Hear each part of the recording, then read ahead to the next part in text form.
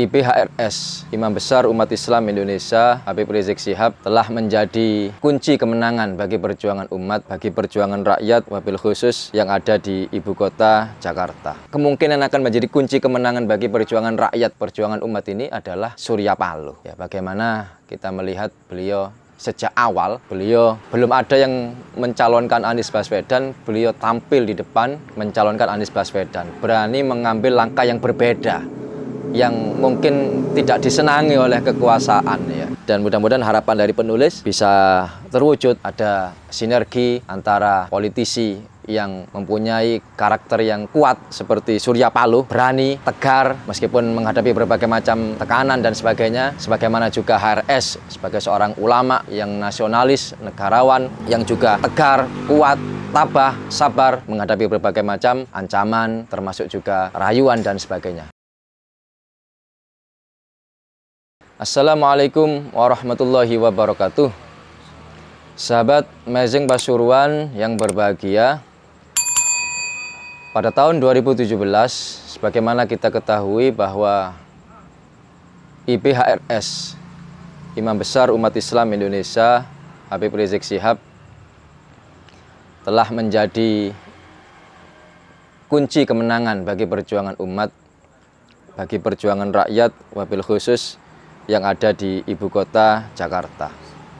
Pada saat itu melawan kekuatan oligarki kekuasaan dengan kekuatan yang tanda kutip tak terbatas ya, kekuatan finansial, kekuatan media dan sebagainya. Kemudian beliau menjadi pelopor mengkomandoi gerakan 212 yang pada akhirnya bisa mengantarkan Anies Baswedan menjadi gubernur DKI Jakarta.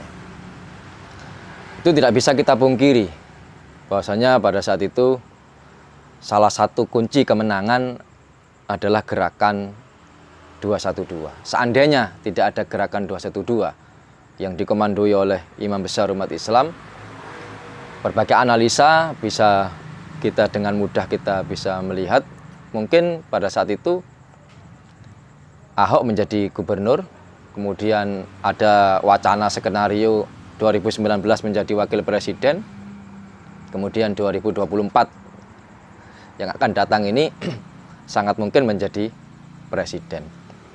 Ini analisa yang sangat mungkin terjadi pada saat itu. Tetapi skenario yang dirancang oleh oligarki ini bisa gagal karena perjuangan daripada IBHRS bersama dengan segenap para habaib dan ulama ya, berserta dengan rakyat umat Islam wabil khusus. Nah, kemudian pada tahun 2024 ini yang akan datang ini, maka yang menjadi kunci bagi kemenangan ya, yang kemungkinan akan menjadi kunci kemenangan bagi perjuangan rakyat ini ya, perjuangan umat ini adalah Surya Paloh.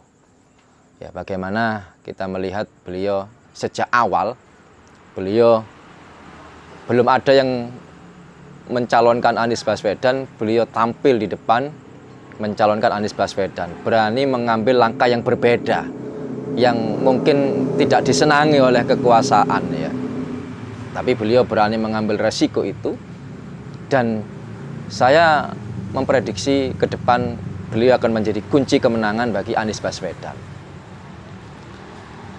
Seandainya Surya Paloh ya dengan nasdemnya tidak mencalonkan Anies Baswedan dan memilih untuk tetap berada di jalur kekuasaan, maka hanya tinggal mimpi saja. Anies Baswedan sudah tidak punya tiket ya, karena PKS dan Demokrat tidak memenuhi kuota 20% sebagai persyaratan untuk mencalonkan presiden.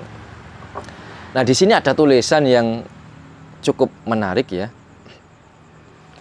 Tulisan oleh Mehmet Hakim, pengamat sosial dan ketua Wanhat APIB.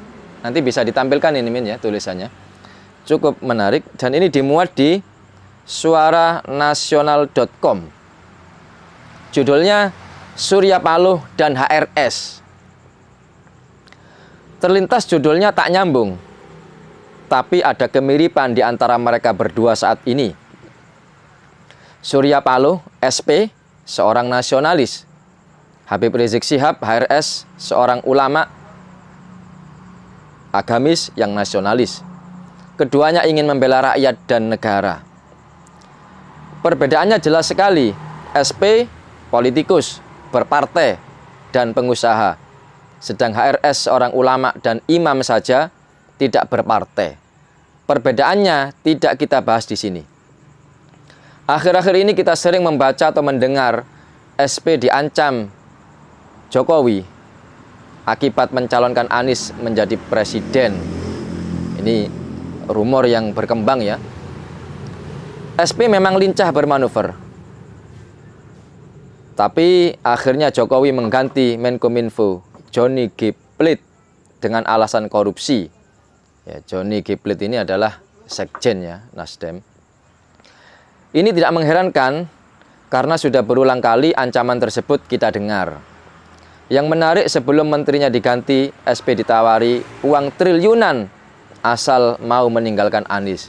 Nah, ini tentu ditawari oleh kelompok orang yang memang tidak menginginkan Anies maju menjadi presiden ya.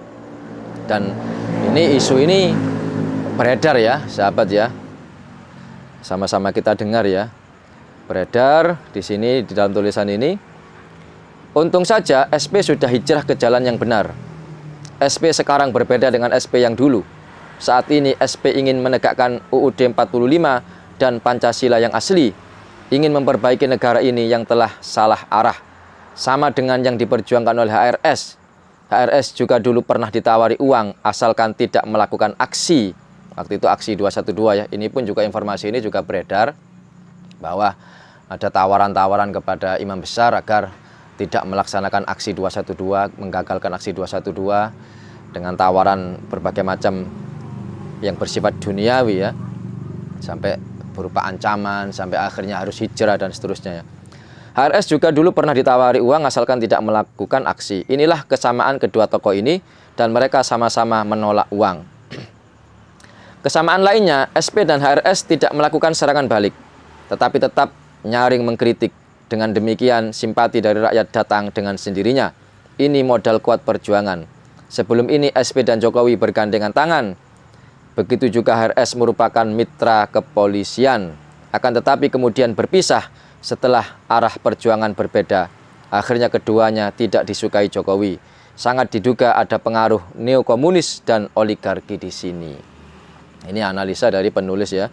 Jika SP dicabut menterinya, HRS difitnah macam-macam dan dikriminalisasi. HRS beberapa kali lolos dari upaya pembunuhan dan terakhir korban para pengawalnya kasus KM50 yang tidak boleh kita lupakan. Ini harus menjadi catatan dalam sejarah, catatan hitam dalam sejarah yang suatu saat harus terus kita perjuangkan untuk diungkap. HRS beberapa kali lolos dari upaya pembunuhan. Ya, dan terakhir korban para pengawalnya. SP yang korban menterinya. Para pendukung keduanya semakin solid akibat tekanan terhadap keduanya. SP juga harus hati-hati walau tampak baik-baik saja tapi bisa terjadi percobaan pembunuhan seperti yang dialami HRS. Modus merangkul dengan segala cara. Jika menolak dihabisi, inilah pola rejim bekerja. Cara lain pecah belah seperti penjajah Belanda menguasai negara kita. Sebelum ini Partai Nasdem dengan Metro TV-nya selalu nyinyir pada umat Islam yang dipimpin oleh HRS. Sekali ada berita bukanlah berita yang baik. Sekarang keduanya punya kesamaan posisi terhadap Jokowi. Alangkah indahnya jika SP bisa berteman, tanda kutip, dengan HRS agar bisa bersama mencegah kemungkaran lebih jauh. Semoga saja SP bisa kuat, sekuat batu karang menahan ombaknya penguasa yang sudah banyak melanggar etika dan hukum. Bandung, Mei 2023. Saya mengutip dari suaranasional.com, Surya Paloh dan HRS.